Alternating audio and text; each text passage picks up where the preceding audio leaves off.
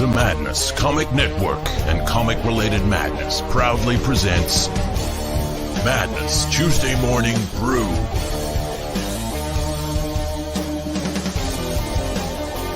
Tune in to our content on Comic Talk with Pops Van Zandt on YouTube.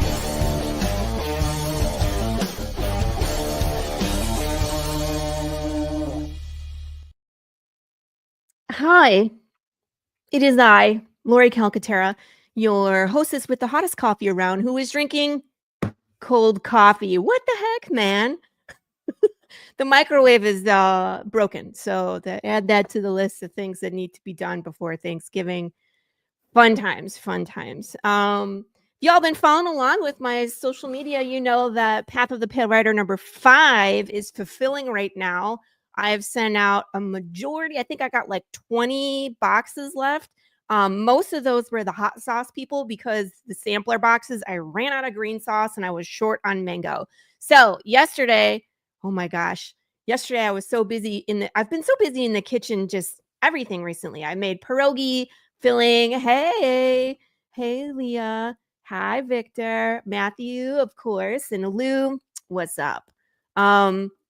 Yesterday, I made 2 batches of hot sauce. I made both the mango habanero and the jalapeno serrano. So all the hot sauce is done. So I'll be shipping out hot sauce samplers and single bottles today.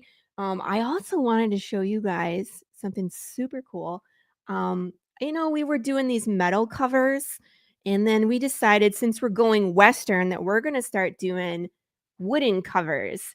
So, these turned out super nice. And I made these myself. So, woo, this looking great. Little ASMR for you. And then I haven't had anybody tell me that they solved the riddle yet. Usually there's at least one person that hops on it like right away from the PDF and solves that riddle. Is there a brownie cover? No.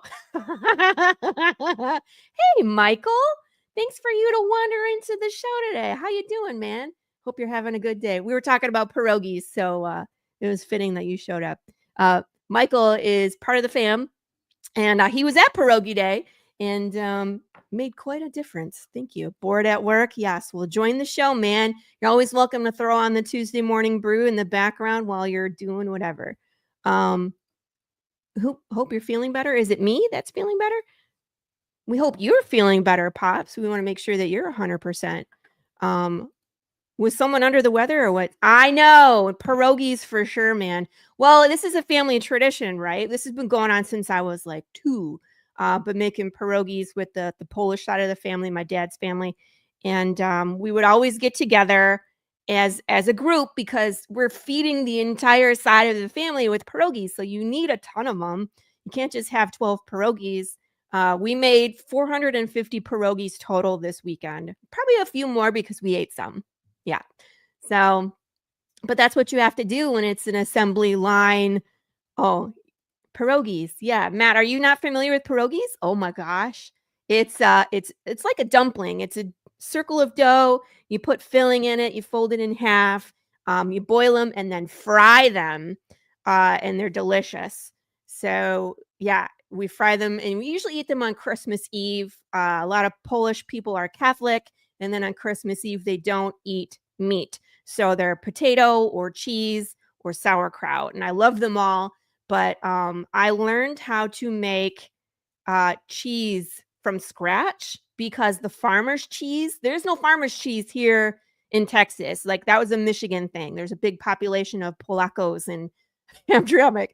So there's kielbasa and there's, farmer's cheese in Michigan, but not here. So I got mad one year and I just decided I'm going to make the cheese myself. How hard can it be? It's actually pretty easy. The cheese and the potato are always the fan favorites. If you're not Polish, sometimes the kraut is an acquired taste, but we treat the kraut super special. So you have to at least try it because it's different than what you've had. So Lou was not on the draw stream. We hope you feel better, Lou. I know the weather's not helping because it was so cold here in Texas. All right, enough about me. Let's bring in today's guest. Oh my gosh. Hi, Glenn. Glenn. There you go. How are you, sir? I hope you're doing well. So today's guest is not a comic creator. You believe that? I know. We always have comic book creators on the show, but today's guest is a novelist. I'm so excited. And her name is similar to mine. So I would like you all to welcome Lauren. I'm sorry. Someone P using a goose is a pierogies. You're fired, Ray. You're fired. You're fired. Everybody, welcome Lauren Roberts to the show. Hello. How are you? Sorry about my pierogi tirade in the beginning. No, now I'm really hungry. I love pierogies. They're very popular in my house. Are they? Okay, good. Are you Polish? No, not at all. No? Okay. No. They're just But fun food, and yeah. my 17-year-old is homesick today, and they're like one of her favorite foods. And so she's listening from the next room. And now I think we're going to have pierogies unexpectedly pretty soon. You got the Glenn Fleming treatment. I It's see Lauren. Oh, that's funny. You're the only other person who gets that besides me. So Wow. I feel very special. yeah. So we spent all weekend, like Friday, I make 12 balls of dough from scratch, and then I make cheese. Like I had 3 gallons of milk that I turned into, I don't know. I think that Michael, I think that bowl weighed about 10 pounds. It was like 10 pounds of pierogi cheese filling. And they told me it still wasn't enough. That's intense. Weighs as much as a small child. So yeah, that's what I did over the weekend besides boxing up comics and shipping them out to people, which is always fun. So you and I met in kind of a roundabout way.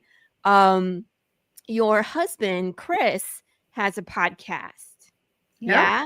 Yeah. And with Fergal Amayo, which is a friend of mine who I got to meet in person, who has Gotham Knights comic store coming back soon, I'm sure. Oh, look, who it is. Pierogies all around. Yeah, so the Movie Smash is the name of the podcast that I went on, and we talked about, and your other co-host, what's his name? Josh? I believe it was Jeremy Parmentier. What's his name? Jeremy Parmentier. Jeremy, thank you. I was like, why did I call him Josh?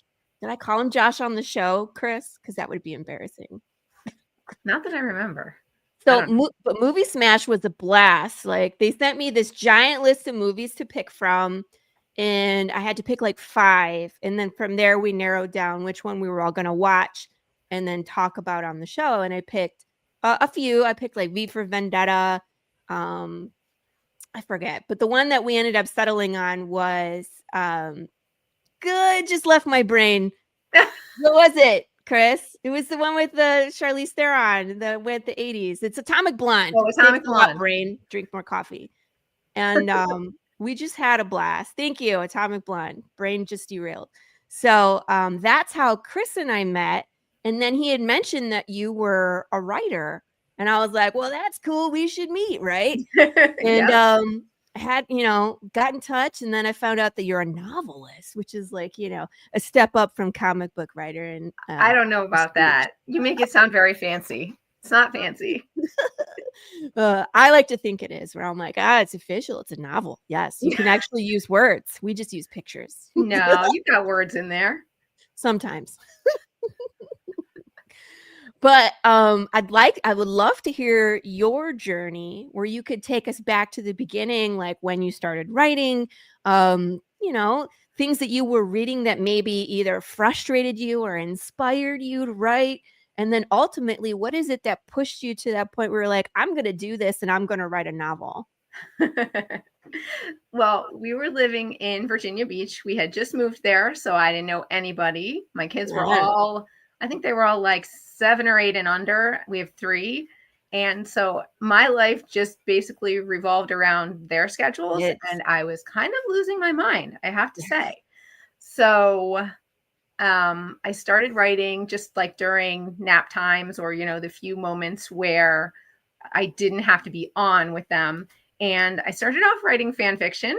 I had been reading a lot of fan fiction for a couple of the TV shows that I was watching at the time, because I was working part-time from home, but it didn't take up a lot of my time. So I had a lot of time to sort of, just when the kids weren't right all the time, I had time to like do things I was interested in, which wasn't a lot of it, but I Like, when you were understand that. I sleeping. have kids, so I Yeah. feel you where it's just like they're constant. It's just the constant. Even when you try to sit down, they're like, "Hey, mom," and you're like, Yeah. So, you know. and actually, it's funny when I did a lot of my writing standing at the kitchen counter with my computer on the counter, because literally, like you said, when I sat down, it was like Hey, a mom, magnet can I have a pulled juice them to me. box? But if I was Yeah. standing up in the kitchen, I was more likely to not be the magnet. So I did a That's lot of my funny. writing standing up in the I kitchen. might try that, Lauren. If they think I'm busy, they just leave me alone. They're like, "Oh, she's cooking." Well, my other trick was in Virginia Beach, all the YMCAs have really, really Oh. good playrooms and 2 hours of free babysitting. So we would go to the YMCA, like in the summer, we went there like every day because I needed sanity, and I would put them in the babysitting rooms, and then I would go sit in the lobby and just work on writing. And, I didn't go there to work out. I didn't go there to do anything physical. I just went there for You're some like, "Shoo, sanity and shoo. some writing. Yeah. Go exercise." Mom was going to disappear into her writing world. Thanks. Exactly. Exactly. So I was writing a lot of fan fiction, like a Can lot. I ask Yeah. which one you were writing in? Which world? Let's see. I started with a show. It was on AMC called The Killing. It's like a murder Yeah. mystery kind of, Yeah. like kind Where of she was in gritty. the trunk or something? Was that the Yeah. one? Yeah. Okay. I've seen that So one. That yeah, was really good. it was That series. really, I got really, really into it. And I read all the fan fiction that was out there for it, and I was like, "Oh, there's no more. I want more." So then I wrote Yes. some because I wanted to read more of it. See? And I wrote a lot of it for a show called Blind Spot that was on NBC from 2015 to 2020. I wrote a bunch for The Walking Dead. Good. Um, See, this is why we're friends. There were a couple other shows that I did a little bit less, but I think the main ones that I did were Walking Dead and Blind Spot. Okay. And that and I can see like true crime in your writing and Sort the of. violence. Well, I mean, like in the Breadcrumb game, I'm not too far into it. I got to be honest. I've been super busy, but I have been reading and I'm enjoying that sisterly relationship. And we're going to talk about that. And Oh, I think I yeah. read the first chapter of Gemini Divided just so I knew what it was about. And I was just like, well, damn, you drop us right there. Like, okay, we're going to explode some heads. So I can kind of see how those. So how I got from fan fiction to books is completely Chris's fault. Oh, Chris. Yes, because I was spending so much time writing fan fiction. He would come home from work and he said, "Okay, how much did you write?" I said, "Oh, I wrote like however much." And he said, "You need to do something with all this writing. You need to write something that you can actually take it somewhere." Because I mean, the fan fiction was for fun. I did it for myself. It helped me keep my sanity, but I did a lot of it and I was spending a lot of time on it. So looking back, I can see why he was sort of like pushing me to do something that I could actually take it somewhere. And so basically he harassed me until I started. He gave me the ideas, like the general skeleton of the idea for Gemini Divided. Because I said, I don't know. I know these other characters in my fan fiction really well. I can't think of anything else.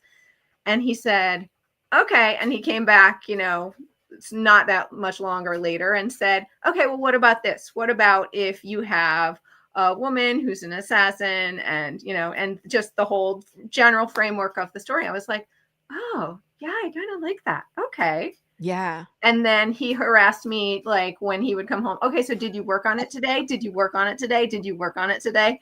Until I got into it enough where he didn't have to push me anymore. That's the best kind of bother, because it's like he knows it's your passion. He knows that you're going to do great things with it. So monetization of your hobby and you have a career for life. Yes. Chris does that too. He was sending me pictures of his tables and you guys, Chris, will you drop, I don't know if you can drop your your website or put it in our DMs, like put it in my DMs and I'll post it so people can go see these tables. Maybe we'll pay a visit to your website later so people can see these because they're gaming tables. They're super nerdy and I love them. So if you play like tabletop games or you just want something of a high class furniture in your like Star Wars or Batman, like Chris does it. It's super cool. So tables, comic book cabinets, all kinds of like custom furniture. It's pretty amazing. Yeah, it was. I was blown away. And I was like, if I had $1 million, I would buy them all. Because my husband was like, I want a gaming table. And I was like, oh my gosh. And then Chris dropped in our lap and he was sending me these things. And I was like, man, I wish I could afford these things. No, right? It's expensive. But I mean, like when it's handcrafted to your specification, that's what you're getting. Yeah. So, but anyway, back to writing. So you decided to start writing in your own stories. You're building your own books. At what point did you say, I want to publish this? Now, do you have a publisher or is this self-published? So the first one, when I was finished with Gemini Divided, finally, I queried it to agents, literary agents, like on and off for a couple years. I would do some querying and I didn't get anything back, and I would make more revisions or I would get feedback from another source. And I thought, okay, it's a lot better now. And I think I went through like 3 rounds of querying and I wasn't really getting anywhere with it. And I said, you know what? I actually want this to be a book. I'm losing my patience with this. Yes. So it's just because, I mean, I love it. And other people who have read it have loved it. So I don't care if the agents don't love it. I'm done seeking their approval. You know, this is one thing that comics and novels have in common is that red tape, the trying to get eyes on projects to help with the financials and the production and the marketing. And it's like, I'm thankful that we are in the day and age where we can self-publish because a lot of us do, because we just don't have patience to, to keep asking for, hey, do you like this? Do you want to jump and you want to like this? Can you answer me? Like, no, nothing. Right. And it's just so frustrating. Can you explain I can't say it. What did you just say? Querying. Thank you. So, because a lot of people in the chat are comic book. Right. So they don't understand quite that terminology. So what's the process of that? Is it basically pitching? Like we would it's pitching. You're sending out a lot of, they call them query letters because you're querying. I mean, you're basically just sending pitches to agents from all different literary agencies. Most of them are in New York, but not all of them. Yeah. To get an agent who connects with it, because different agents generally work with different genres. So you try to read their bios on the websites and find the ones that sound like they might be a match with it. Gotcha. And who might really be, they have to really be into it because, they're putting a lot of work into it and they're like basically championing it with publishers and things like that, because they're taking it and shopping it around once it's ready, shopping it around to publishers, to the big ones. So it is slightly different because comic book, we're just pitching directly to the publisher. Like, here it is. Well, there are the smaller publishers for books. There are some that take unagented submissions. So, and I tried that a little bit too. I mean, by the point I was doing that, I was already so frustrated that I didn't really give that one too much time. I ended up, for Gemini Divided, I ended up going with what they call a hybrid publisher, so traditional publishers, the author doesn't pay anything. They take your work, they do all the things to put it together, editing, marketing, all that kind of stuff, and they put it out, and then you get royalties. Whereas a hybrid publisher, you're sharing the cost, basically. So it's expensive. But I really wanted the book out, and I was at a place where I was like, I don't know enough to self-publish. I didn't feel like I was ready to do everything myself. Yeah. And I probably could have, but I think at the time we had like a tax return or something that I happened to have the money just at the point where one of the hybrid publishers said, yes, we'd like to publish this. And I was like, okay, well, it's expensive, but fine.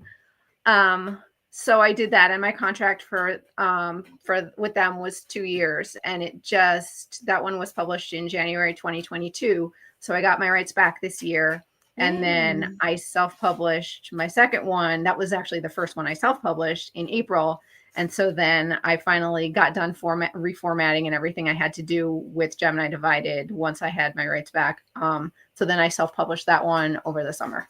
So now they're both self-published. Gotcha. But and the thing about self-publishing is that you make all the money too. Yeah, that's true. Right. You don't have to pay a middleman.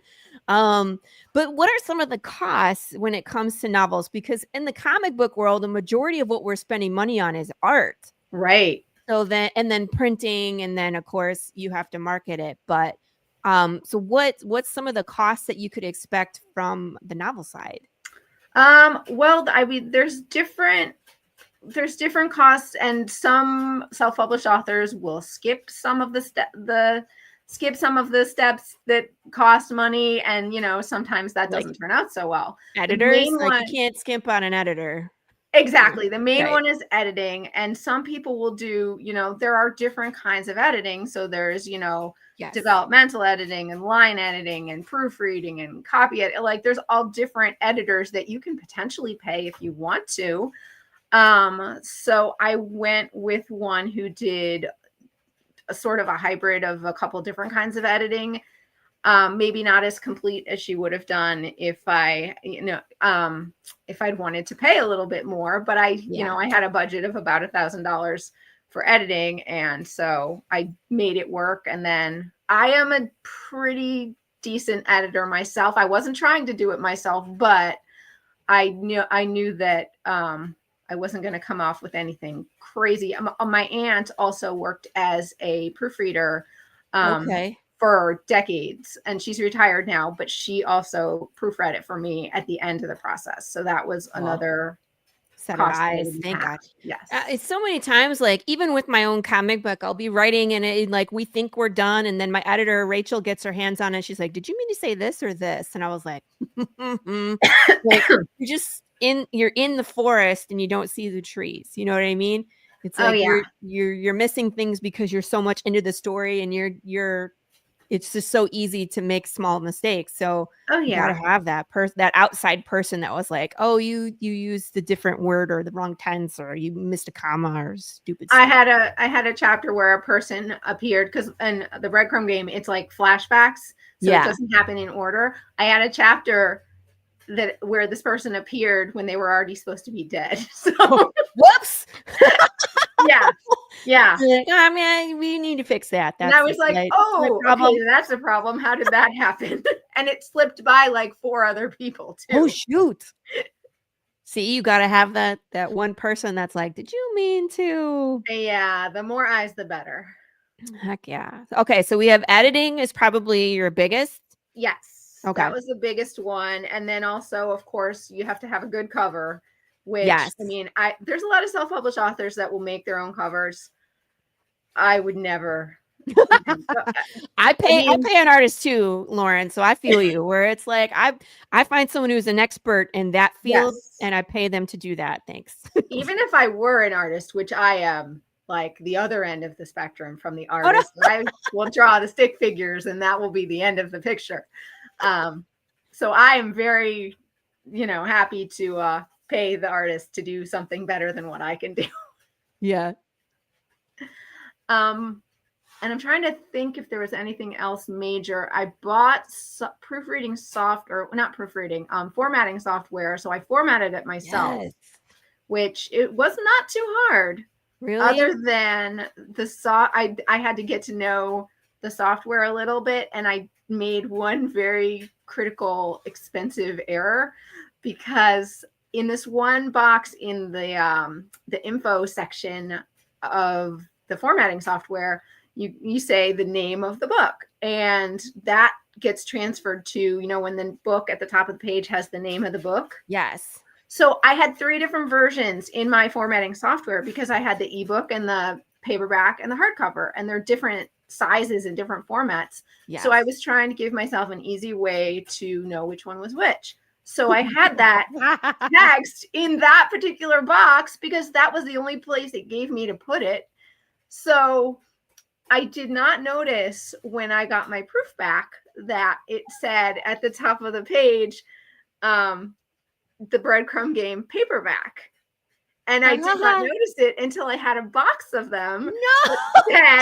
No, actually not one box, one order. It was multiple boxes that said the Breadcrumb game paperback. And I'm like, well, I really agonized over it. I was like, well, they are paperbacks. It's not wrong. Right. However, this is not something that professional authors have. Fix it for the next time. Like, what did you do? Did you send them back? I couldn't send them back. It was my mistake. Shoot. I missed it in proofing. It was my mistake that I just didn't see it. And it was funny because one of my friends, I sent her the PDF of it. So because she wanted to read it once it was formatted. Yeah. And I sent it to her. And she said something about it, but at the time I didn't understand what she was referring to. So like looking back, I see that she did mention it, but at the time I didn't know what she was talking about. Oh no. Yeah. It was a very expensive mistake that I will never make again. I can tell you that much. Do you still have them? I have been making crafts out of them. You've been making crafts. Actually, I want to talk to you about that because if you still have them, I rebind books. So if they're paperback, I can rebind them into hardcover and we can make them fancy. I have a lot of them. Well, maybe some of them. Few at a time. Yeah, no. I did 10 for Christopher Brown, who's a novelist, and he did a book called Slaughterville. I just did 3 for another novelist where I'm ripping off the stuff here. Look. This is my trade paperback, but I ripped off the cover. Here, wait, where's my? It started out like this. And then I rip off the cover, and then I can custom make the hardcover. I've seen some of these things that you do because I watched some of your shows, and it's like they're amazing. So we could do that with some of your books, and you could sell them as like special edition. Ooh, intriguing. I'm just saying, instead of being like, these were a mistake, be like, these are special edition. That's right. Just an option. But dang it. So did you reprint another order directly after that? Yeah. Because I had to have them. I had to have correct ones. So I just got a lot of books in my basement.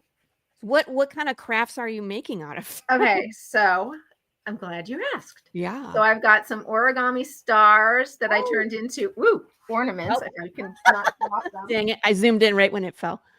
Okay, here I come back. All right, let's try this again. See, you got an origami star. Very nice. Christmas ornaments. Yes, exactly. And I've been doing like vendor shows and book events. So I have been taking them with me to sell them. That's cool. Yep. So I've got those. And then special edition. That's right. We could totally do that. Origami stars. Flowers. Oh my gosh, look at that. And then I have some that are plain like this. And then I have some where I colored, like I traced the edges of the petals with marker. Wait, I have one. Are these on your website too? They're not at the moment because some of these things are harder to ship than others. Yeah, I just said that. I was like, how do you ship that? The origami stars would probably ship pretty well because they're flat. And I mean, they have a little bit of height to them, but if they flatten, it's not a problem. Not a problem. They're meant to be flat. So if they're, you'd have to ship those like real flowers, like yeah, basically the shipping would probably be prohibitive, I would assume. Yeah. And then the other thing that I have made, over here, this is like the Halloween version, is I made like Christmas trees, kind of. This one's, the pages are kind of separating here, but yeah. So how cute it is. I cut the pages in like different sizes and then put some colored paper in with it. Yeah. And then a little star at the top. Super cute. That's perfect present for your bookie friend, right? Your reading friend for Christmas. Yeah. Perfect timing. These are really hard to transport too, so I can't imagine they would ship well because they're basically a dowel down the middle and then a base. Chris started making these really cool circular wooden ones, and then he burned my logo into the bottom. Ooh. But my original ones were just a piece of an Amazon box. Yeah. I mean, prototype. Exactly. So the dowel is hot glued to the bottom. And then like I made like a little hole at the bottom and stuck the dowel in and just hot glued it. And then the papers all have like a little hole cut in the middle, and then they're just pushed down. And then in between the sections, there's a tiny little piece of cardboard holding each section up to give it some height. And every time I put them in a box and then take them to an event and then take them out of the box, like all the papers have shifted. And I have to sort of like move them back around. So I can't even imagine what would happen to them if I put them in the mail. They'd probably have to be like IKEA. It shows up and then you have to put it together yourself. Yeah, I'm not sure how that would go. I mean, if you put instructions.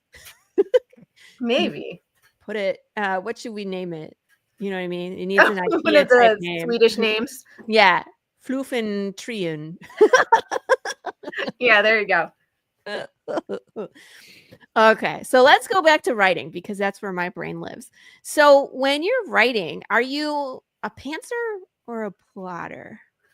I started off very much a pantser. I think when I started Gemini Divided, I had like a paragraph of what it was going to be about for the whole thing. And then I just kind of wrote it as I went and ended up probably by the end going back and rewriting the whole thing at least once in sections, just because, okay, this section, no, this section, let me fix it. So, not optimal, but it was fine. I was figuring it out as I went along. And I was never, like when I was in school, I was always the kid who did not want to do the graphic organizer. I just wanted to start writing. And I was good at writing when I was a kid. So it wasn't something that like hindered me. And I was a teacher for almost 10 years in elementary school. And so I always, identified with the kids I gave them the graphic organizer and they're just looking at like, oh, I don't want to do this. I'm like, okay, I get it. Sit and think about it for a couple minutes. If it doesn't come to you, just start writing. I could totally relate to those kids. Yeah. So that's what I love about writing though, is there's really no wrong way to do it. It's like you can plot, you can pants, you can just take off running, you can draw, you can do, brainstorm bubbles. I use 3x5 cards when I organize my story. Okay. So I'll write, ideas, and because I usually do like the beginning and the end, and then I have to figure out the middle. And so I want to develop the things that I need for the character from beginning to end. So then I put those on cards, and then I can move them around, right? Before I go and I do my draft. So that works for me. So it's great that, everybody can approach it differently and still, make a thrilling and exciting story that we all want to read. So I've been trying to do better with planning. And so I've got these two. And then I wrote another book that got as far as like midway through editing. And then I read this other book that talked about making your book into a series. And I was like, oh, you know what? I think the two that I already have actually could both be the first book of their own series. But oh man, if I'm going to make those into series, I need to put this other one aside, not publish another standalone book before I go back, because that's a little bit more, it's taking me in another direction that if I'm going to do these as series, I need to let this one sit for a while. So I'm really bummed. Really? I don't know. In the comic book world, it's like it's one or the other as well, where I'm like, I focus on just my one story because it's so big. And it goes on forever. Like I just do that one. I write anthologies for other people, but I'm just doing that story because I have others. But there's other people like John Westhoff, who's on this show quite frequently, and he has like 4 or 5 different stories, and he'll rotate through them throughout the year. And so he's running a Kickstarter, campaigning for funds for all of these things, like so many times a year. But it's like, now we're on Bulletproof Chicken. Now we're on, Drumsticks of Doom. And he just rotates through them. And I'm like, that just seems nuts to me. Wow. Like some people are capable of that. And I'm not. I'm the one that's like, okay, we're gonna do paths. If it had occurred to me to make these series in the beginning, I probably would have just gone in order because I'm usually more like that. So the third one is waiting, and then I started writing one that will be book 2 for Gemini Divided. Gotcha. Ooh, that's exciting. So by this point, for the fourth one the one that I'm writing right now, Chris and I had a full day of I call them editorial meetings because he's still my plot hole finder, my plot assistant. Like he's like, okay, so, how do you want this? I think this is what needs to happen. This is how you should do it. He's so good at it. It blows my mind. That's awesome. He's a nerd. So this, right? Then us nerds are like, it needs to fit into the canon. It needs to do this. It needs to be part of that. Like, gosh. And sometimes it's so frustrating because he's like, yeah, you need to fix this. And I'm like, oh, but I don't want to. But I know he's right because it's annoying. He's always right about those things. It's really, really annoying. Don't tell husbands. Yeah, don't tell them. You're right, but we don't like it. We're not going to pretend you're right. Thank you. Move along. So I went from having a paragraph to start with on the first book to on the fourth one, I have like a 4-page. It's not exactly an outline. It's not like a formal outline, but I've got like 4 pages of text about, the different things that happen and all that. So I'm going in that direction, but I don't think I'll ever totally be, those people who like plan out every scene that they're going to have. I've heard of this and I'm just like, oh my God. First of all, I would be so impatient to start writing. I would never want to spend that much time planning because I want to do the writing. That's the fun part. When I was brand new, like I did the 3x5 card and I did a lot of the pre-planning, the world building and understanding all the rules, which I needed to do because my world was so specific how things work. And then I got into the writing. But I feel you where it's just like some of these scenes, I'm like, I just have this idea and I just need to get it out. Like building sand castles. Sometimes you just got to dump the sand in the sandbox. Hey, Grey Wolf, good morning. So I feel, and then you go back and you build the sand castle and you make it pretty, right? So I want to talk to you about your books. Now, everybody, let me drop this link here. This is the Amazon link. So both of these books that we're going to talk about are here. And so if you want to go take a look at them, one thing to be said about Amazon, I tried to get my stuff on there and it was just such a nightmare that I just gave up. But once you're in, like, this is super cool because it's Amazon shipping. Yeah. So it's like I could order this and it would be to me in 2 days. Or you could Kindle and you can download it immediately. So there's something to be said about having the Amazon power. So here's the 2 we were talking about, the Breadcrumb game. This is the one that I'm currently reading, and then Gemini Divided. So let's talk about these.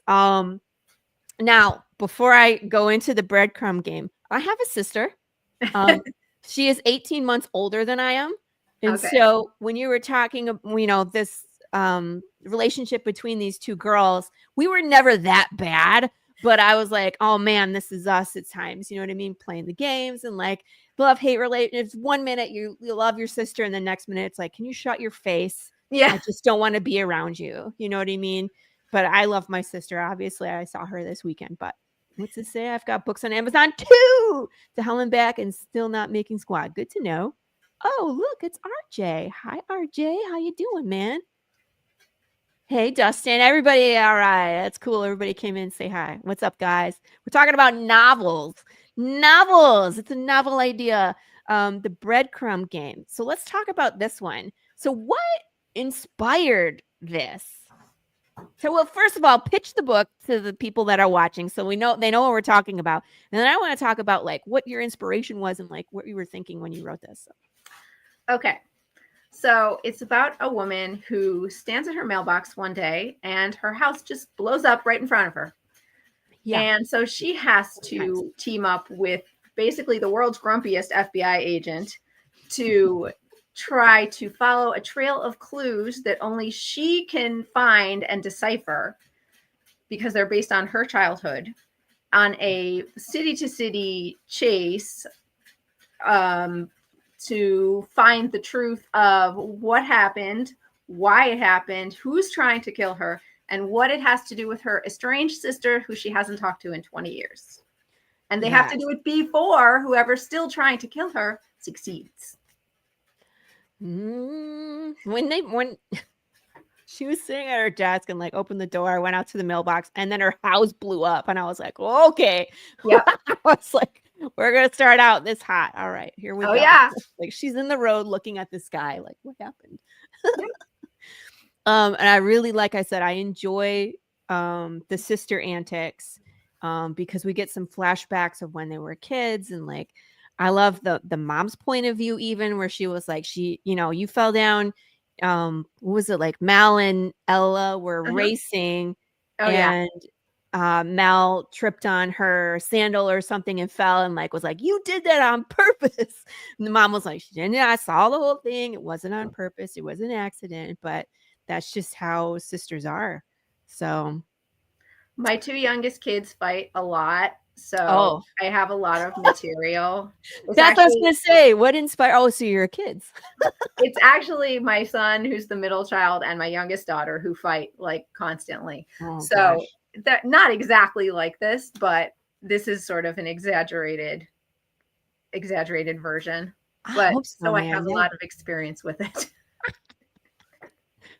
So do you have a person that is in law enforcement that you can pick their brain, like a technical advisor when you're writing FBI agents or law enforcement? I'm just curious. I have had a couple different like beta readers who knew something about that. Yeah. Okay. I don't remember how I got hooked up with this guy that I want to say he lives in like Michigan or something, but he had worked in like law enforcement and he read it because I was reading something for him and he read that one for me and said, okay, well, just sort of advised me on the parts of it that needed a little tweaking. Yeah, because they seem very fleshed out, like Agent Donnelly and then Agent Harrison when they have Ella in the interrogation room, and I was like, this reads like what you're talking about. That's why I was like, you must have somebody on the inside that you're talking to. I was like, because this is very specific. He did read one draft, but I think that mainly because I watch so many TV shows where, like, my favorite TV shows are always the ones with like the FBI characters and the CIA characters and all that. Honestly, I think it's more influenced by TV, and I try to make it not too cheesy and not too like this could only be on TV. But at the same time, it's fiction, so you expect people to be able to suspend their disbelief a little. Like they would never, the FBI would never take the subject of the, the victim in the investigation along on their investigation. Right. But in this case, I gave them a reason to, so I don't care. I mean, we're dealing with international assassins. You have to. I mean, sometimes you have to. You have to. What else was I going to say about the Breadcrumb game? I'm just really enjoying that. And I just need people to leave me alone. I need a clone. I've been saying this for a few days. Like I need a clone where I'm trying to like cook all the things and fulfill all the books and then read this in the downtime. And it's just like you said, you sit down for 5 minutes and someone's there like, Mom, can you open this for me? And I'm like, ha. That's why I get up really early and I get up really early to have any time to myself. Although now mainly I do like all my social media and stuff. I've gotten to where it's not really writing that I'm doing first thing early. If I want to actually have writing time on the weekends, I'll just escape and go to Starbucks and sit and write for a couple hours and make. Chris is in charge of making breakfast and all that. And wrangling. The kids they don't need as much wrangling now that they're older, but if they're like high school age, then I'm sure they can figure out how to make a frozen waffle. They're middle school and high school, but he usually does make like some kind of interesting breakfast on the weekends just because that's his weekend breakfast thing. He likes to make cool stuff that then if I'm talking to my mom on Skype on Sunday, he'll like come and put it in front of me and I have to show her. Look at this breakfast. It's like the Instagram where everybody takes a picture of their breakfast. Like, it's so beautiful. Oh, Matthew in the chat, he was promoting his book. I just want to show it off real quick on Amazon. Here's some links. It says, by my superhero novella Beacon, the hero of Heartland, using the link above on Amazon. $5 off. Ooh, thank you. And then here, $5 off applies to the second link. Only to the second Ingram link. Spark has their own sales links. I have them too. Did you print through Ingram Spark, or who did you print through? I did. I printed through Ingram Spark, which is so I didn't go on Amazon through KDP. I actually went in through Ingram Spark because Ingram Spark also distributes to Amazon. Nice. And people have asked me about that because you don't get quite as much of the revenue, like their royalties aren't as high. However, I've heard so many horror stories about authors, like indie authors on KDP, and their account just gets shut down because Amazon decides they have done something that they haven't actually done. That's what I'm talking about. So many horror stories. So when I was going to self-publish, I was like, there's no way. There's no way I'm dealing with KDP. No, because I don't need that kind of headache. And if they shut your account down and you have royalties due, they just take them. They don't give them to you. You just lose them. And even if they take your account, you don't get them. And so I don't know why anyone would sign up to do that, because that's just crazy. Man. I had a hard enough time just trying to set up an Amazon account. Like, they were like, what's your EIN? I'm like, here's my EIN. Here's my, here's all the paperwork I filed with the state. Here's my, federal tax ID number. And they're like, where's your tax ID number? I'm like, I just sent, here's my tax ID number. Here's my, where I filed with the state. And they're like, did you send us your tax ID number? I'm like, I think I sent it to him like 6 times. And then I was like, and I give up. And I was like, because I couldn't talk to a person. And I was like, I have uploaded this, I don't know how many times. And they were like, well, we turned off your business account because we didn't have your EIN number. And I'm like, oh my God. And that's so how do you sell anything? That's exactly it. Like the people whose accounts get shut down, they're trying to contact them. And it's like so hard that, some of them will get through and get it fixed. And some of them just can't because they make it so difficult. So, I like to have my books on there, but I don't want to be directly in KDP. Oh, no. It sounds like it's a terrible idea. And, oh, well, I guess my comic book won't be there, but it'll be other places. It'll just be other places. That's all I can do. Exactly. It's too bad. So, Gemini Divided. So give us the pitch for that one, and then let's talk about it. So that's my first book, which was so fun. It is about a woman who is paying for her mom's chemo treatments by working as an assassin because, chemo's expensive. Yeah, it is. And so then as we meet her, shortly after we meet her at the beginning of the book, her next assignment is to kill her favorite actor. Oh, no. And that is a problem, obviously, because she is such a fan. She's not just a fan. She is such a fan. She's writing fan fiction about the characters from the show. That's funny. Yeah. Yeah. So, I had some fan fiction experience. So, that one is, I call it a suspenseful rom-com, even though I'm not convinced that's an actual genre. That's what I call it, because it really is. It's suspenseful, but it's also funny and, more like a rom-com. So that's what I just tell everybody. And that's, Yeah, that's awesome. That we need to make that a new genre. I agree. Be a genre for real. I would read the crap out of that. Yeah. So, most suspense books that you find are sort of grittier or darker. Yeah. Something that's going to keep you up at night. Like, hey, what was that noise? This is not one of those. What was the name of the guy in the very first chapter that she was like fish lips or something? Yes. I chuckled a bit and then she shot him and I was like, well, okay, this is where we're starting, people. So that's not a spoiler. That's chapter 1, guys. That's where you start this thing. So I was like, okay, I'm in. Yeah, All right, I'm gonna a read few this after characters did die. But nothing is like graphically described or anything. It's more just like, okay, they got shot. There's some blood, you know. I don't think this crowd Such is cares. life. They don't mind the gore. They don't. So but anyway, these are both options, and I love how they give you Kindle, hardcover, and paperback. So you can get all of them. I'm gonna put these on my Christmas list. I want the physical copies. Maybe if they see me actually reading the physical copy, they'll leave me alone. Maybe. I don't know. Probably not. Let's be honest. But I could rebind it and make it look pretty. Yeah. All right. So what's the other? Can you tell us what the other script is that you're hanging on to? Oh, the one that I'm not publishing for now. It's about a woman who her fiance, she finds out that her fiance is a very bad guy. He's doing some very bad things. And she ends up being a witness in the trial against him. Oh. And then has to go into witness protection. Dun, dun, dun. But it doesn't really work. He finds her. So, yeah. That'll be good too. Look forward to that.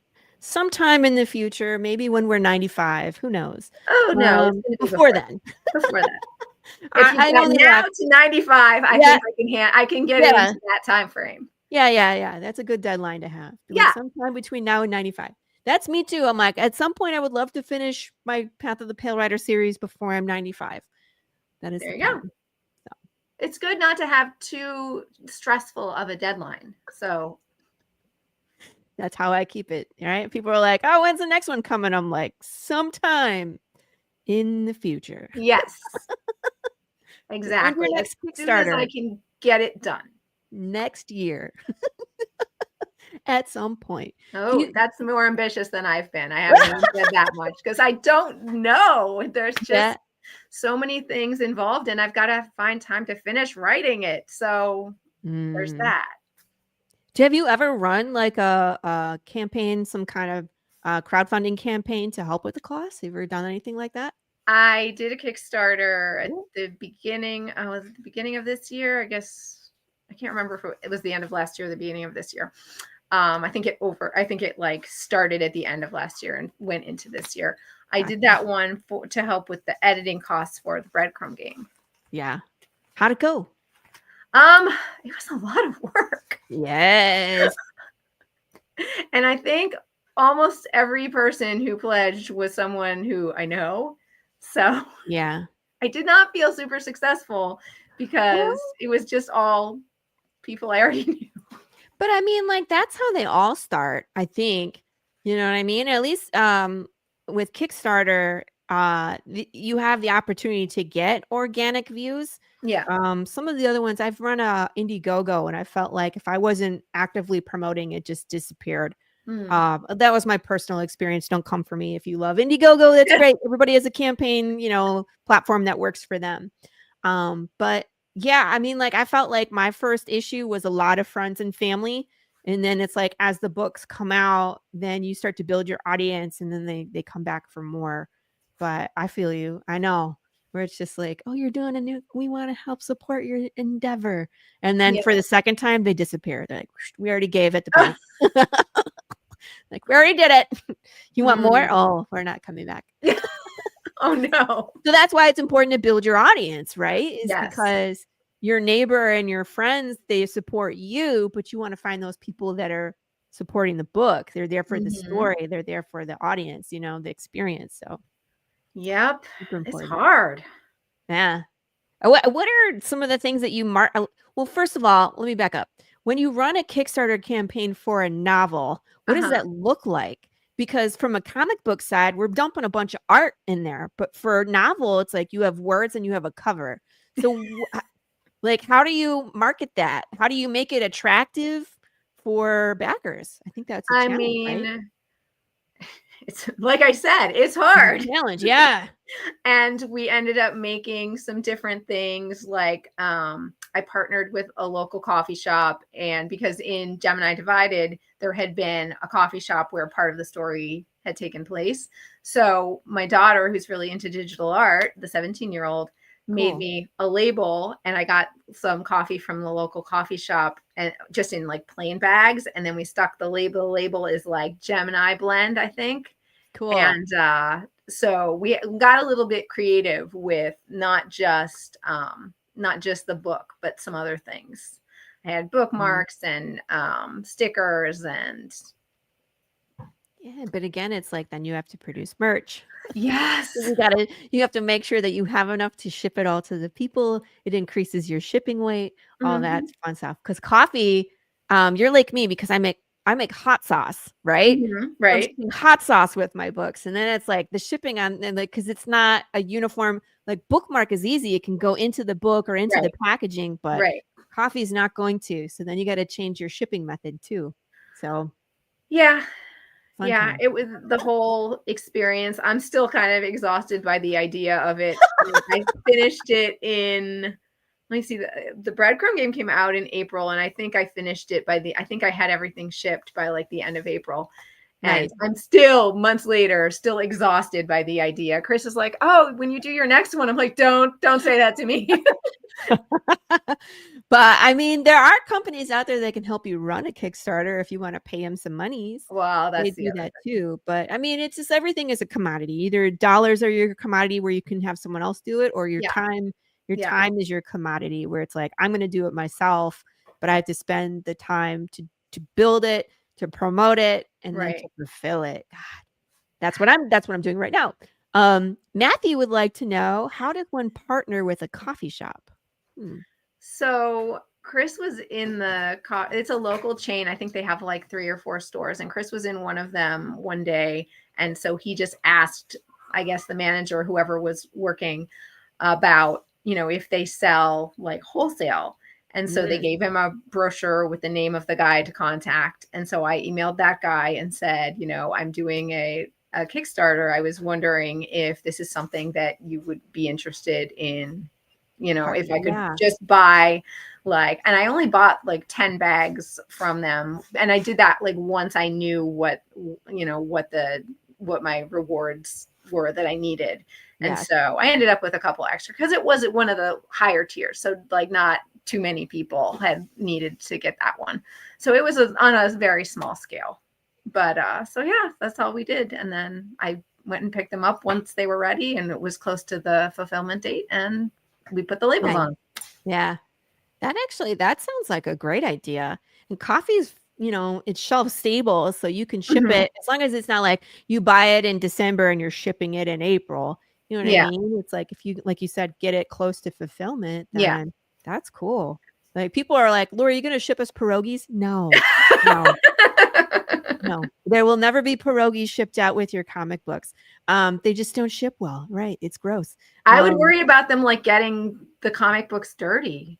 Well, I mean, everything is separated by plastic. I mean, like even the hot sauce is in the bottles, and then it's I have the vacuum seal on it, labeled, and then it's in like the hot sauce samplers. There's a box that holds 3 of them, and so they're encased, and then the comic book is in plastic and it's bagged and board, and then that all goes into a box with a bunch of packing, so that nothing moves. Right when it goes out, but still, I know that it's well packaged. I just in my head, I'm thinking like hot sauce and comics.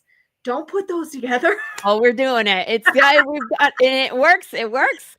Like people get in, they're like, it's pristine. I packed the shit out of those. Let's just say, like, they're nothing moves in the box. They're happy. But yeah, it's funny, but like pierogies are squishy. Yeah. Squishy but delicious. Squishy and delicious. But I mean, like, and then they need to be refrigerated. That's the hard part. Yeah, there's that. Yeah. So no pierogies in the box.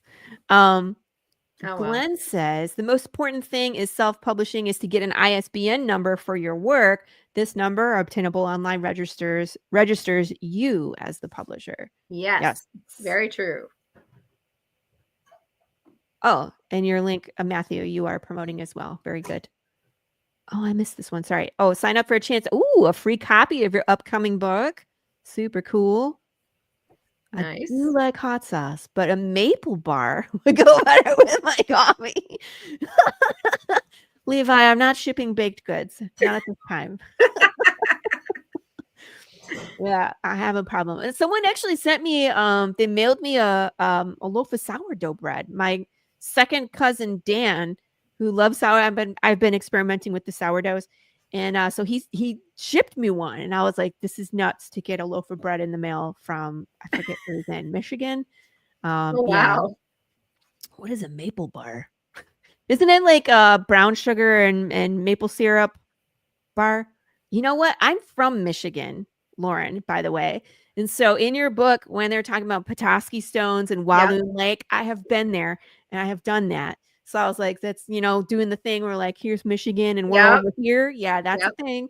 I lived in Michigan when I was a kid. Did you? So, yeah, from when I was about, I think 5 until I was 12 or 3 until 12 or something like that. So a good part of when I was growing up, and my grandparents had a house at Walloon Lake, which was where I got it from. Yeah. So and collect those Petoskey Stones. Yeah. Yep. But in Michigan, they have maple candy. I haven't found those anywhere else. Have you? Where it's just like it's maple, it's like crystallized maple syrup, and it just melts in your mouth, and it's in the shape of a maple leaf. In Canada. I haven't found those. We were in Montreal last winter, and that makes sense. We got some there. Ray was here earlier. He's Canadian, so we always tease Ray, like, Ray, where's my maple syrup?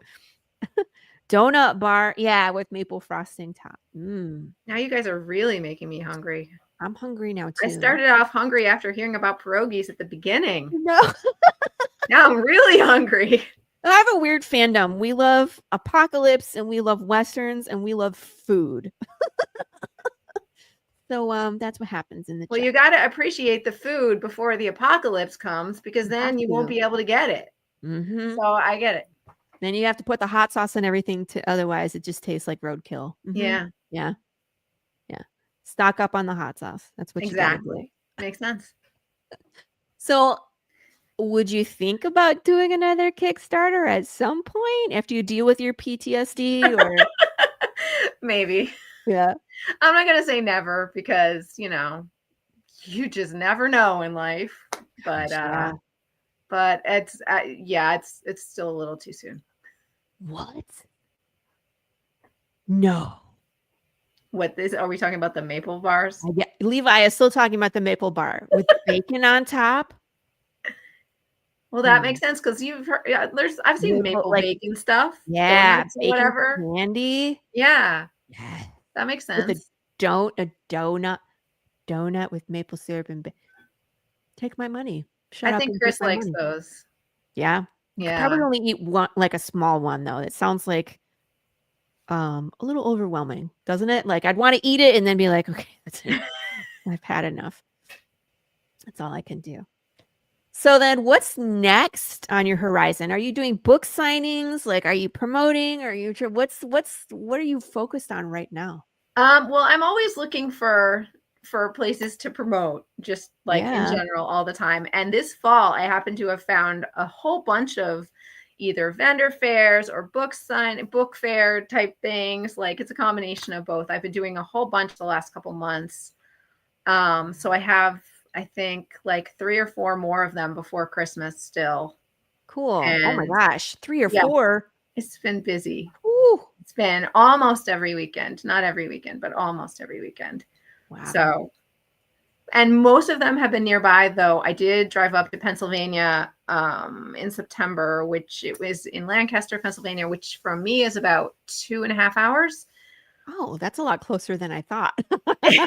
Well, I think that's the furthest one that I've done where I had the longest to travel. Yeah. But were you going back? Did you stay there? No, I didn't even stay over because I didn't want to like just have more of a cost. Mm-hmm. And 2.5 hours, it's it's a little bit of a drive, but it's not too bad.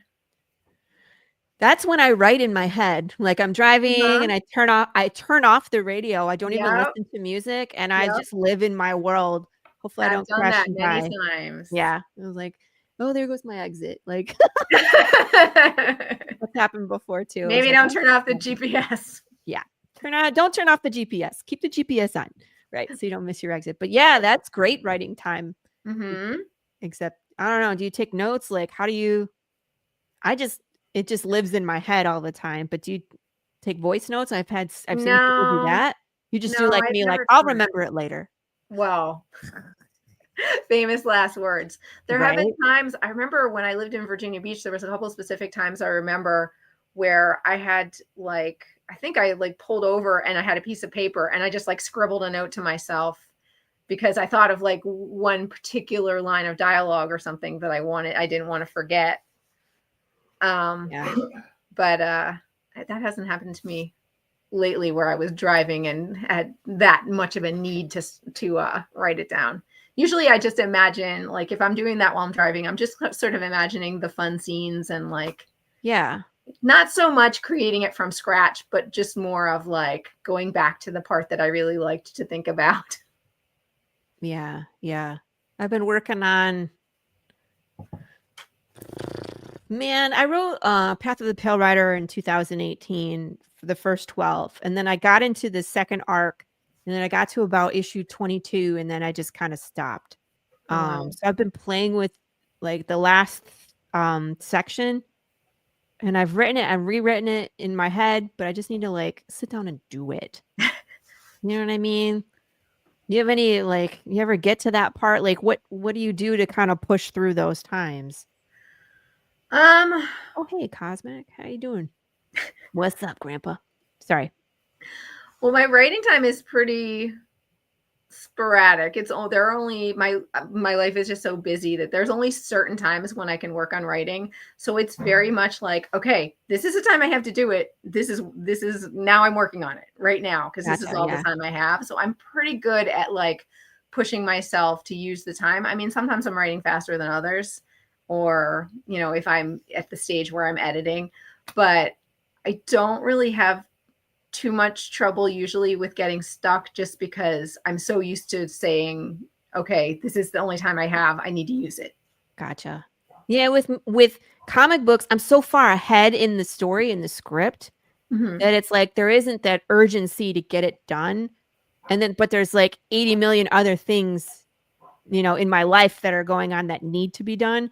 So I think that's part of my problem is just like there's no deadline there because we're working on 6 and I'm working on issue 22. You know what I mean? So, but I do feel like I should just get it out because what if I got hit by a truck like tomorrow?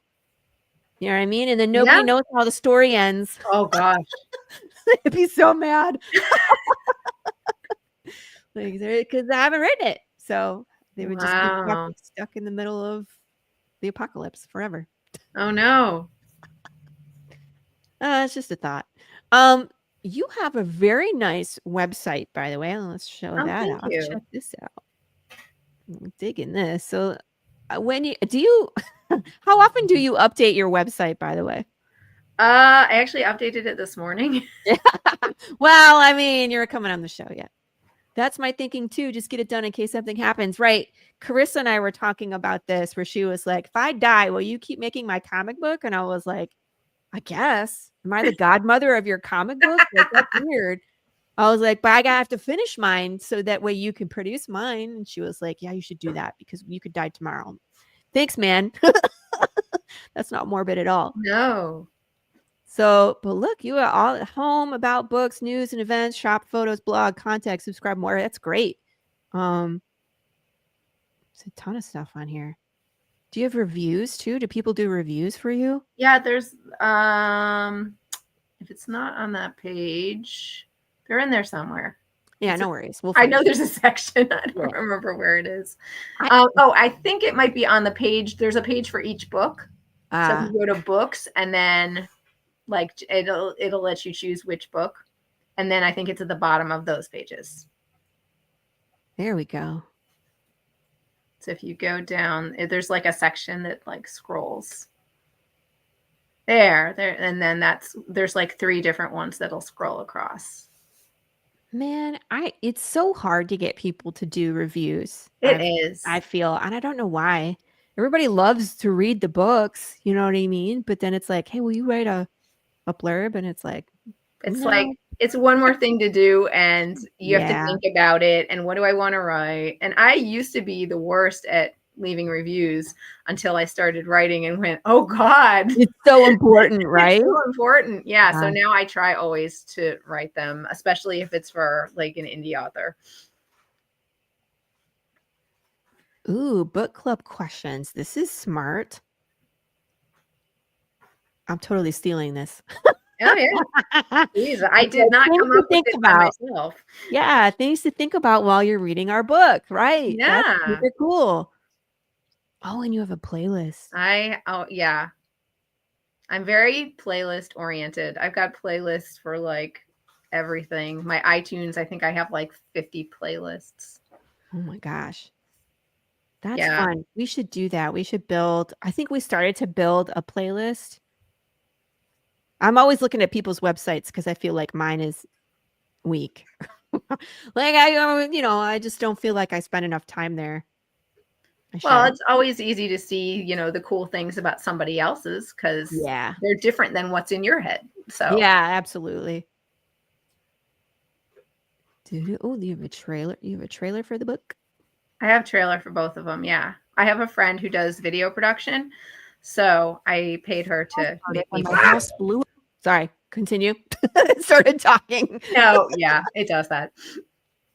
So you have a friend in production that does it? Yeah, she does video production. She used to do it as a hobby. I met her through one of my TV fandoms back when I was doing fanfic, and because we were watching the same show. And so she was doing it for fun for the TV show stuff back then. And then she ended up eventually getting into video production as a job.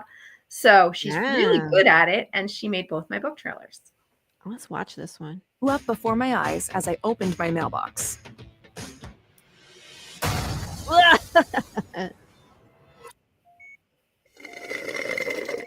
I met Sam Donnelly, the world's most irritating FBI agent at the hospital. At first, I thought he was attractive, until he accused me of stealing millions of dollars in some data breach. And then it hit me. Mal. I hadn't spoken to her in 20 years. 10 years ago, my sister Mal started sending me trinkets that were supposed to remind me of the game we played as kids, called the Breadcrumb game. It's like hide and seek, but with clues. So now Sam and his team and I are following Mal's crumbs from city to city. Also, whoever blew up my house is still trying to kill me. Sam thinks it's all related. He's so irritatingly overprotective. The worst part is, I'm beginning to think he might be right. I hate to admit it, but he's growing on me. You know, like fungus. Really hot fungus.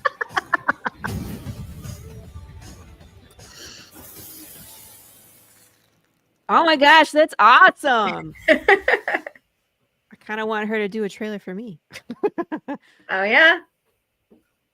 I've referred her to other authors, and she has done them at least for one that I know of. So she does take commissions. That's awesome. We're going to watch the other one too, people. Do. Ah! Wait! Sorry. It starts automatically.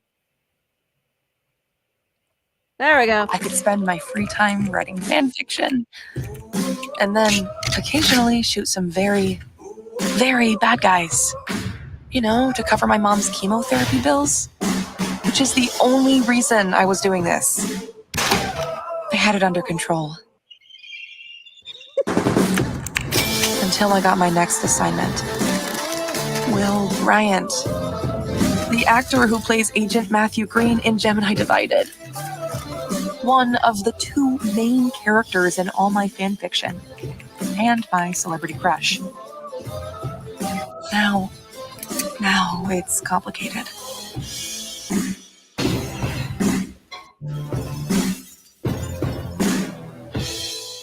Oh my gosh, I'm super impressed. Those are great.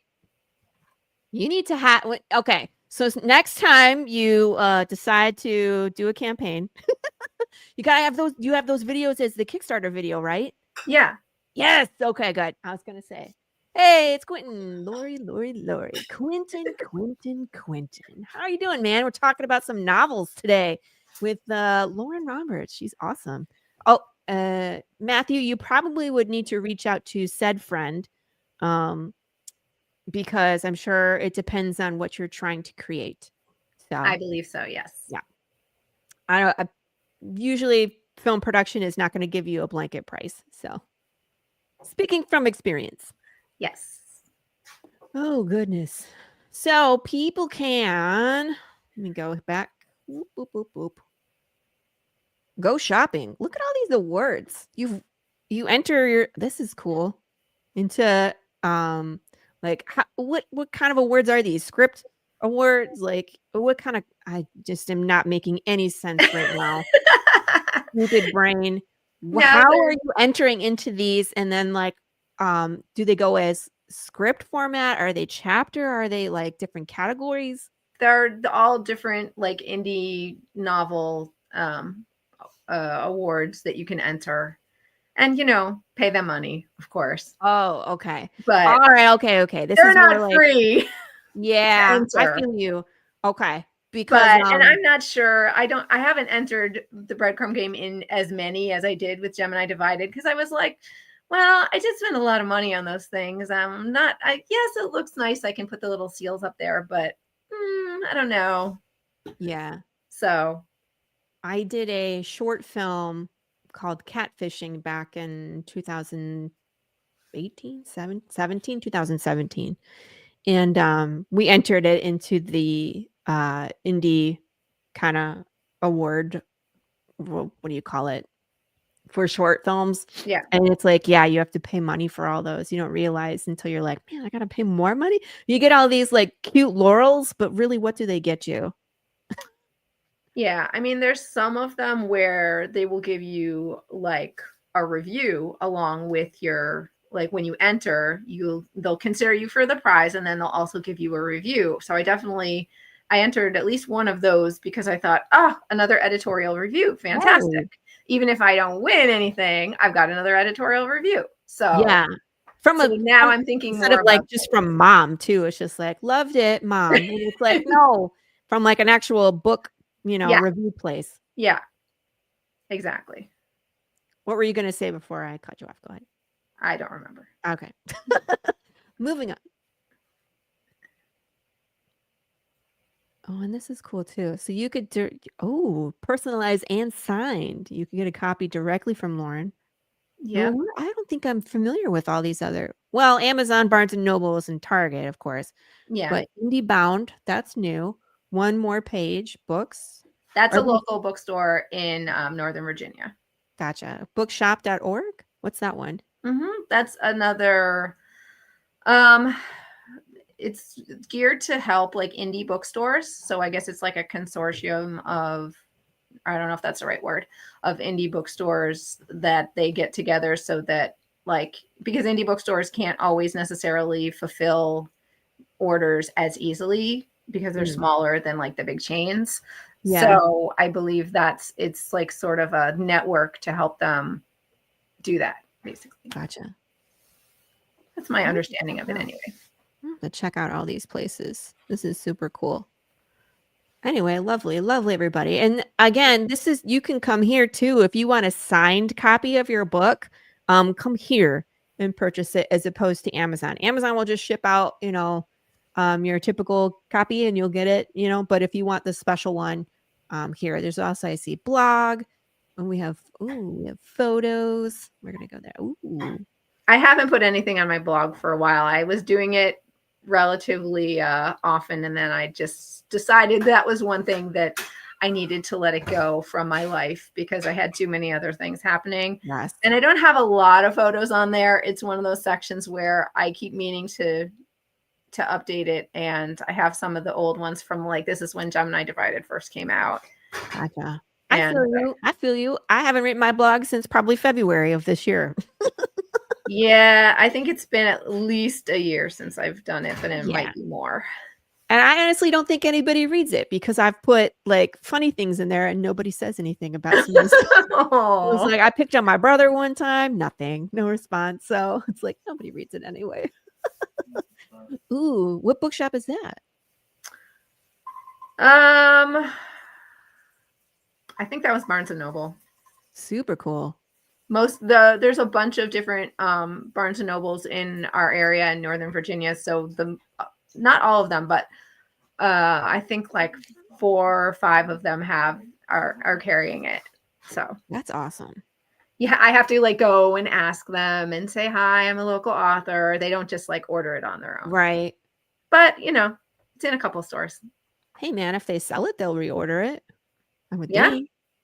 Right. Theoretically speaking, yes. I know. It's hard, I think, with the big box stores because they just have so much inventory for someone for someone that doesn't know you to just randomly pick up your book. Right. I mean, what are the odds of, I don't know how many books are in a bookstore. I would imagine, Right. At least thousands. Thousands. But, yeah. Easily.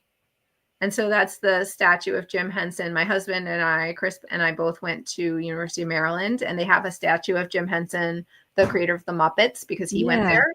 So I have now given him both of my books to read when we visited. That's awesome. He's not writing reviews though. I'm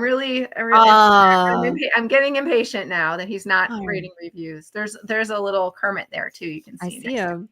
That's hilarious. Him and George R. R. Martin. They're not on a timeline anymore. Yeah. I wish. Well, this is super fun. I enjoy this. So where's the next book signing at? Here. The next one is, look right there. Let's see, December 1st. Yep. It's out near Winchester, Virginia. Gotcha. So if anybody that's watching, if you're in Virginia area, that's where Lauren will be. So look, you have 3 you have 3 in December. Good God. And one of them is 2 days, so I count it as 4. Is that cheating? I don't know. We'll let it slide. I mean, I've got to be there 2 different days, so that's true. I think it counts. And then you already have stuff scheduled for 2025. That's amazing. And those ones are far. Both of those involve travel. So those are further than I've gone to do book events before. And those kind of things, the big ones, actually, I have had both of those reserved for, gosh, I don't know, a long time. Yeah. Because they book really, really early. Yeah, that's also shared trauma between us. As we go to like Comic-Cons and it's like you got to book those tables in advance, and a lot of times you got to pay for those tables in advance. Oh, so yeah. It's like we got money tied up in next year, and it's like, man, I really need that money to produce comics, but I got to reserve a spot for this Comic-Con. Yeah, both of those events have been reserved and paid for a while now. Yep. So when you go and set up your table, you just set up like book racks, you have your books. Do you bring coffee? Do you bring other merch with you? Like what's your table look like? It depends exactly what kind of event it is. Cause like if it's in a bookstore, obviously they are selling, like if I do it where it's actually in a bookstore, usually it's on like what do they call it? What's the word? Now I forget the word. They get 40% of it and I get 60%. They take a portion. Yeah, exactly. Like and I completely forgot the very normal word for commission? it. Yeah. Is that the word for it? I don't even remember now. They take a percentage. Chris just yelled to me from the other room. You said what? Consignment. Consignment. There we go. Yes, that is the word that I totally knew. I knew you knew it. Yeah. So that's the way bookstores do it. So because they're not buying from me directly, so I can't really sell anything besides books. So if it's a bookstore one, it's easy because I just bring books, and anything else I brought would be decoration. But all the independent ones, which is most of the ones that I do, I will bring, the crafts and the other stuff and the coffee. Pretty much. I mean, and it depends. If I know I'm going to have a really small table, then I'll be a little bit choosier about it. But if I like the one that I did over the weekend at a winery, And it was like a Ooh. multi-vendor event. There must have probably been at least 40 different vendors or something. And it was the second time I had done a vendor event organized by the same person at that same winery. And this one, it was so good. And it was even better than the first one that I did over the summer, because I guess everybody was in Christmas shopping mode. But so you were allowed to bring 2 tables. So I had a corner spot. So I had like set up like an L right at the corner, and I had like all my stuff out. So I only have 2 books, but I got a lot of stuff. No, I feel you, man. It's like, even when I show up with my comics, I have now 5 comics in a trade paperback, but I have like t-shirts and keychains and hats and shirts and bags and stickers. Oh my and gosh, you're like the queen of merch. No, I'm not. Corissa Grant, my friend Corissa Grant, is the queen of merch. She like has 3 times as much merch as I have. She has my God, stickers and buttons and enamel pins, and she's got 3D printed figurines, and like you name it, she has it. Like, wow, it's incredible the amount of stuff that she has. But it's a pain in the butt when you have to put them all on your Kickstarter. It's just like, I got all these things. I just put them in the add-ons at this point, and I'm like, you want to just go shopping in there. Yeah, add it on to what you have. Thanks. Right. Oh, that's a pain in the butt. But you know what's funny though is I went to 2 different Comic Cons in October, and I carted all this merch around and didn't sell hardly any. Everybody just wanted books. Yeah, which I'm okay with, but it's like, do you want some of this stuff that I brought? It's so weird. I find like there are some days where, you go and set up and like the sales are amazing, like they were for me this past weekend. And then the previous one that I did like a week or 2 before that one, I think I sold like 1 book and that was it. Like it was like nothing. So I've done so many of these now.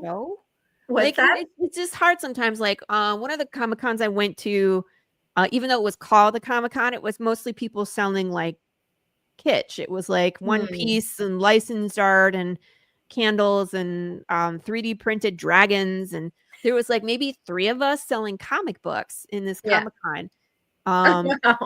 Yeah, it was odd. And so like I did well, but still it was like, I don't know if this was the right place. You know what I mean? And then the show I did the following weekend, there was a ton of comic book people. I was like, okay, this is the right crowd. But then you're also competing against all the other comic book people. Yeah. So it's 6 of one, half a dozen of the other. So, but it's like, I would never go to like a knit, like a crochet, homemade goods. I'm like, I got Western Apocalypse. That was crazy, So I don't know. Do you think that was your situation? Like, was it like they were selling candles and you were like, I have novels?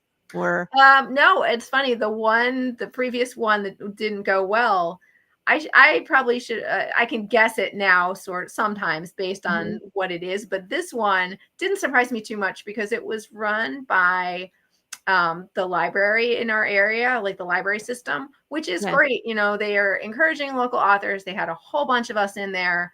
But the thing about doing an event at the library is all the people that come there are used to getting free books. Free, yeah, because they just check it out and return it.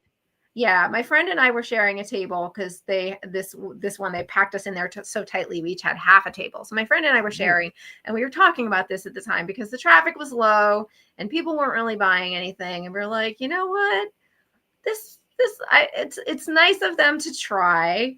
But this might not be something we need to do going forward, just because it's not the people their audience is not in the right mindset for buying books. I did a library event this year, and I feel like the people that do kids genre, like kids books, kids comic books, all age friendly, I think they do well. Okay.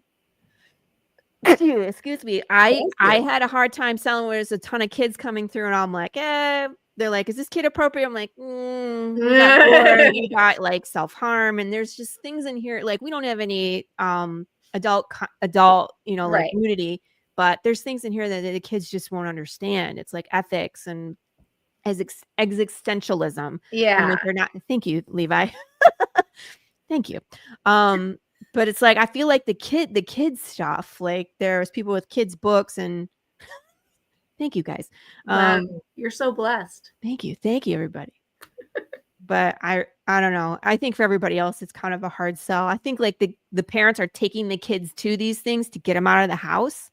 Could be. And I feel like same thing, like we're just going to the library, like we're not bringing any money, it's the library. And then you wander through and you're like, oh, look at all the cool stuff. And then you leave. Yeah. Cosmac says, I have a friend that sells paintings of penguins. Really? Nice paintings, not exactly comic related. But if he does well, I mean, it just depends on, the crowd. It depends on the art. There was one guy that was across the walkway from me at the one where there was like 3 of us selling comics, and he did fine art, but nerd fine art. Like he did, it was like a landscape, but it was the Whomping Willow. You know what I mean? It was like in different seasons and stuff like that, where it's like he was very talented, but again, he's selling nerd content to nerds, and he did fabulous. He sold prints all week. Oh wow! 2 days. We were there for 2 days. Yeah. Just kidding. So I guess it just depends. I don't ever know. Yeah, and sometimes it's not even like the audience like that. It's more just like the people that happened to show up didn't feel like it that day. They didn't see something that grabbed them. They weren't in the right mood. Who knows? You can't account for all the variables. So it doesn't even like, obviously I'm not happy if I don't, sell a lot of books. I'm happier if I do. But it doesn't bother me too much because it's just like, well, it happens. It's one of those things. You can't account for it. And if you decide, well, I'm just not going to do any of them, then you're not selling anything. So Right. The whole thing is you got to put yourself out there. Exactly. I think that's the hardest part. And then, getting people to the table. Yeah. Do you have a tactic that you use to try and get people over? Just curious. Not really. I'm not one of those people who's, like, hey, come here. Like I have an author friend who's like, oh yeah, like she's like pulling them in, and I'm just like, I am not quite that outgoing. Yeah, I've seen that. A lot of people in the comic book world will do like we've talked about spinning, like have spinner wheels. So it's like you can spin this and maybe get like a free bookmark or something that you would give away for free anyway. You know what I mean? Like a sticker, like win something for free. So I've seen like that utilized. I use my hot sauce where I'm like, hey, you want to try, a sample of hot sauce? And then they're like, but you have comic books. And I'm like, yeah, I do both. They, like lead to each other. Carnival barking. Yeah, I like that. It's hard. It's hard when you're not a carnival barker. Although I've seen people, Lauren, dress up as characters in their story. And I did this at Cowtown in October. And I dressed up as an apocalypse cowboy girl and was quote unquote carnival barking in character. And so I felt like if it wasn't Laurie that was doing it, it was this character, then I felt like okay doing it. It wasn't like they were judging me because it was just this character. It was just like, how y'all doing in the apocalypse? And then they thought it was funny. Right. So maybe you should cosplay as some of your characters. That's funny. That's an option. One thing that I've done that doesn't involve, shouting out to people in any form is I have the blurbs that are on the back of the book, like the text that you can read on the back. I got it printed on like big foam boards, and then I'll either put them, if there's enough space, I have what's called easels.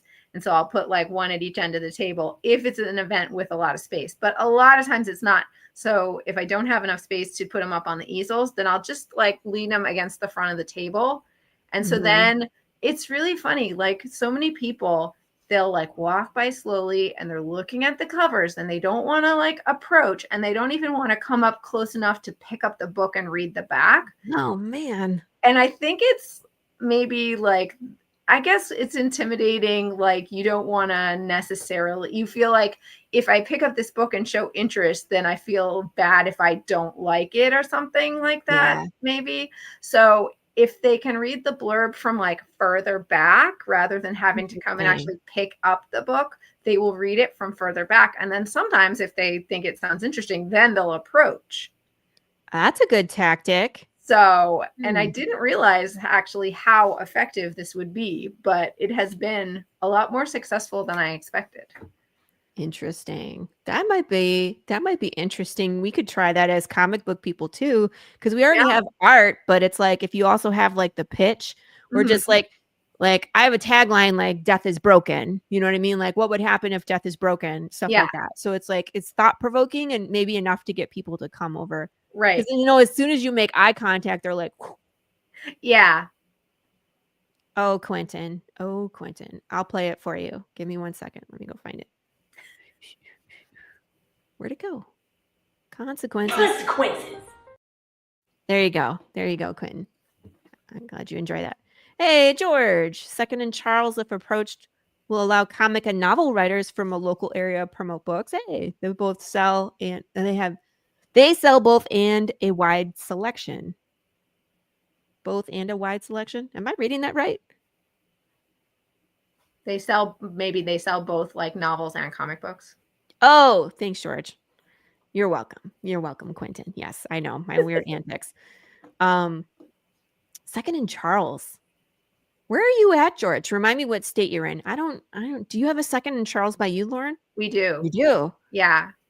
There are a couple of them right outside DC, or at least one. So we do have them. They're owned by Books A Million. We don't have them either. Well, maybe that's why you don't have Second and Charles. Yeah, that would be why. That's funny. Yeah, they're pretty good. They have like used books. Oh, Virginia too. There you go. They have we were used just books. talking They have about new books. It's kind of a combination. They've got a lot of like toys and other stuff. They've got a lot of comic books. They've got all kinds of stuff.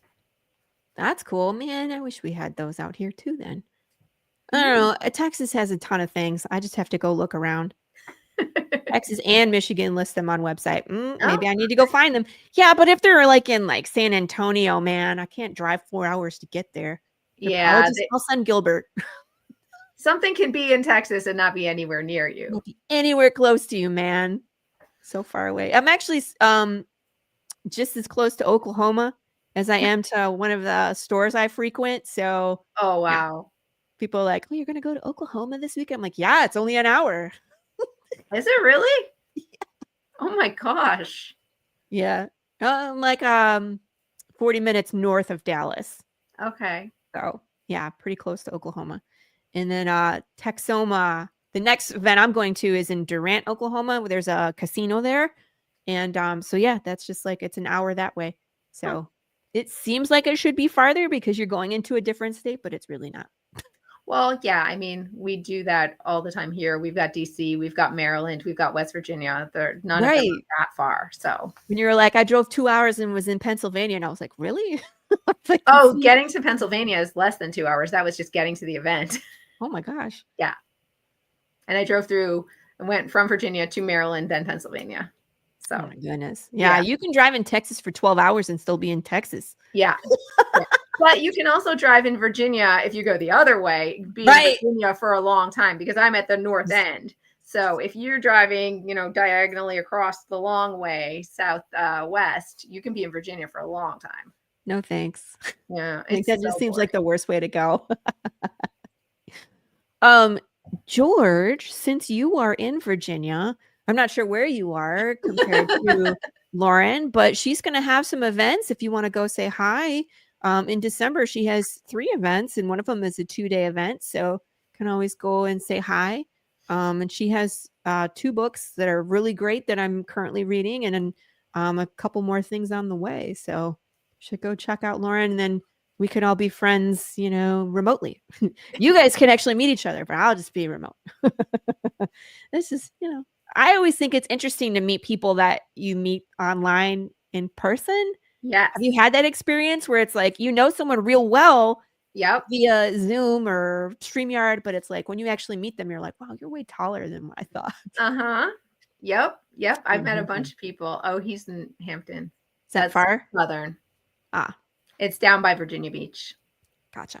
I used to live down there. It's about 3.5 hours or so, 3 hours. Oh, not close. Darn. Not really that close. No. Unless you want to go for a drive, George. Hey. That's funny. So who did you meet in person after? So I had, when back in my fan fiction days, when the TV shows that I was very heavily into, I was very into the whole fandom thing. So like the people that we would watch the shows and we were tweeting and everything all the time and texting. And then eventually a group of us did like meet. We met up a couple different times. We were actually in real life friends. That's awesome. Yeah. I've met a couple people that I've, talked to online, and like, it's always a weird experience to be like, you're waiting there, like, you're exactly how I pictured you, or like, you are not how I pictured you at all. There's like no in between. Before we did it, Chris kept teasing me that I was going to go meet the axe murderers. It's like, you think it's a bunch of ladies and it's a bunch of dudes. You're like, wait a minute. I was the only one not catfishing. Like, that's so rude, you guys. Right. Your wife isn't from Edenton? Oh, North Carolina. Not sure where that is. I'm terrible with North directions. Carolina is. Yeah, I know where that is. Yeah, I can do that on a map. But Edenton, I'm not familiar. No, me neither. Well, everybody, I just want to remind you that Christmas shopping is upon us. We are in the week of Thanksgiving, and if you have bookish friends, send them here, or go here yourself and pick up a copy of Lauren's books. Again, there's Kindle, there's hardcover, there's paperback, there's all the options. You can go here, or you could go to her website and go to your books. She has a shop. There's all these opportunities to pick up books, signed books, original things that you're not going to find anywhere else. Again, we need to support indie. I am so tired personally of reboots and sequels and prequels and rehashes. Like 2024, I feel like the majority of the things that we've been given media-wise has all been reboots and sequels. And I'm tired of it. I want new stuff. Yep. So here you are, people. Here's your opportunity to go get your bookish friend. You know what's funny? My husband likes to read, but just doesn't know what to read. Mm-hmm. And he's so difficult to buy things for Christmas. So I'm just going to get him a bunch of books. I really am. There you go. Yeah. Because it's like, when you have everything, he buys himself stuff. He doesn't wait for like Christmas and birthdays. He just gets it. He's like, I don't need any more stocks. I don't need any more of this. I don't need, like, I get myself board games and I play video. He doesn't need it. He doesn't need it. So it's like, what do you get for someone? It's like, here's a book that you can read. Get out of your own head for a little bit, right? Go on an adventure with an assassin. Go figure out this mystery or this, live in this drama for a little bit. Just get out of your own head. I feel like that's the way to go, man. Books for Christmas. Yes. Oh, and I think I was telling you earlier, there's another author named Lauren Roberts who writes YA. And her books are really popular right now. She has a trilogy. So I often get tagged on her stuff on social media. One mother sent me this email telling me that that I was her daughter's favorite author. Really, she was talking to the other Lauren Roberts. So just so nobody is confused. And she just writes as Lauren Roberts and I write as Lauren Kristen Roberts for that reason, because there is not just one of us with that name. So make sure you're in the right place. I put all the links in the show notes. The website is there. The Amazon link is there. The social media is there. So you make sure you're following the right Lauren. Right. Yeah. And not like the one that you went to first that was a photographer. I was like, oh, and I got your website, and I pulled it up and I was like, wait a minute. I'm like, this isn't you. No, there are many Lauren Roberts in the world. I guess. I mean, Roberts and multiple authors too. Dang it. Roberts is not an uncommon name. I didn't think about that. And I'm like, I can kind of see how it would be common. Yeah. I'm the only Laurie Calcaterra that pulls up. My maiden name was a lot less common. So yeah. But it was also harder to spell and nobody knew how to pronounce it if they looked at it because it was McEwen. which is Doing. Scottish, but not like traditional Scottish, like Americanized Scottish, basically, or so I've been told. So I could never, if they could say it, they couldn't spell it. If they could spell it, they couldn't. If they read it, they couldn't say it. So I was very relieved when I got married and got a name that people could actually both pronounce and spell. Mine is a little better. Still long. And people still ask me how to say it because I think people will try to over pronounce it. But it's like, it's just Calcaterra. But my maiden name was Polish, hence the pierogi. Yes. Yeah, with Shafransky, with an S and a Z in the first two letters. And everybody was like, not even going to bother. My youngest daughter's best friend's last name, because her dad's side of the family is Polish, and their last name is Marzalek. So how do you spell that? That's Marzalek. Yeah. Mars Zalek. That's how I remember it. Yeah. So I think I got an upgrade too. Yeah. There you go. Very good. Well, my friends, we're going to start winding down the show. Do you want to tell people again what your social media, just so they can hear it in case they're driving or they're at work, like my friend Michael, but they can listen. So is there a certain platform that you're primarily on? Because I know we have them all, but it's like, which one are you actually on? Yeah. I post usually the same things to Instagram and Facebook. So I don't go on Facebook as much, but I post from Meta or whatever it's called, where it will post to both. I go on Instagram more, but the posts are basically the same. Gotcha. I used to be on Twitter. I still have an account, but I don't usually ever post anything because it's a dumpster fire.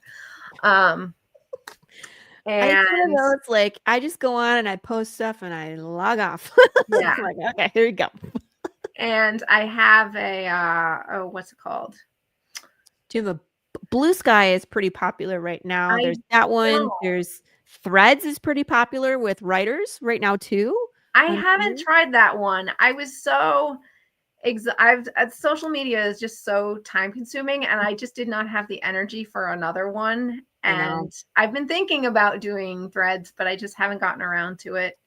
Yeah. I'm on Threads, but again, it's the same thing. Like I'm hardly really there. Yeah. I read some things and then I sign off, and then everybody just made the switch to Blue Sky. They're leaving Twitter, going to Blue Sky. Right. I don't know. You know what I mean? Like, and again, I just don't feel like I have the energy to monitor another social media. I barely have time to do the ones that I do. Like I'll try to schedule a post in the morning. I try to do one every day. Yeah. I usually end up with maybe 5 out of 7 days a week. I'll schedule it first thing in the morning, like early for whatever time later. And then I don't even really have time to go on and look at it at all until like the very end of the day, just before I go to bed. I'll scroll for like maybe 10 minutes. And then I'm like, okay, I'm exhausted. I have to sleep. So I don't have time anymore, really. Back in the day where I was stay-at-home mom, I had a lot more time for that kind of stuff, just in between things here and there. But thank you, Glenn. Thank you for staying with us and enjoying it. Yes. Yeah, absolutely. Lauren, you are welcome back on the show at any time. Anytime you want to release a book and come back on and help, we can help promote, tell people where you're going to be. But this was a blast. I had a great time. So it was fun. I didn't know I could talk for this long. Yeah. People are always like 2 hours. And I'm like, it'll go by like it's 15 minutes. Trust me. You blink and it's like, well, the show's over. And you're like, what? Yeah, I'm surprised. That's how it goes. So yeah, that's the show today. Next week, I don't remember what's going on next week. I'll have to look at my calendar. I'm sure I have somebody where we're taking I don't know. The holidays are coming. At some point, the holiday shows will start. So that will happen. Thanksgiving first before you get to next week.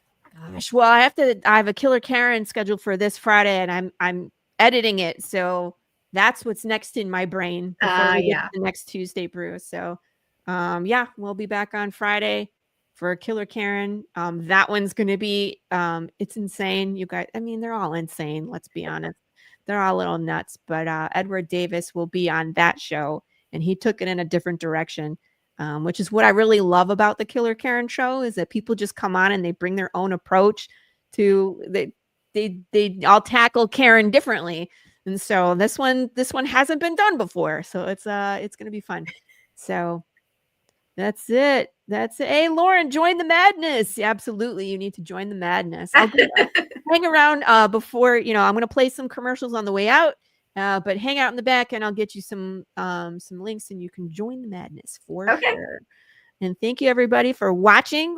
Join us next week. Remember to be excellent to each other and kiss your babies. We'll see you next time. Bye.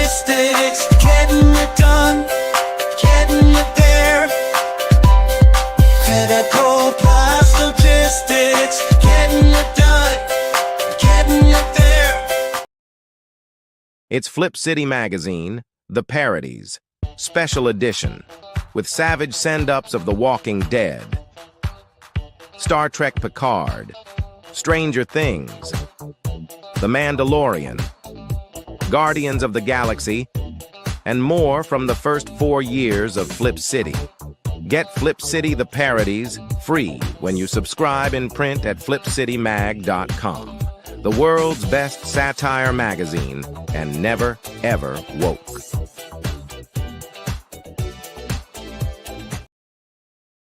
Chicken nuggets.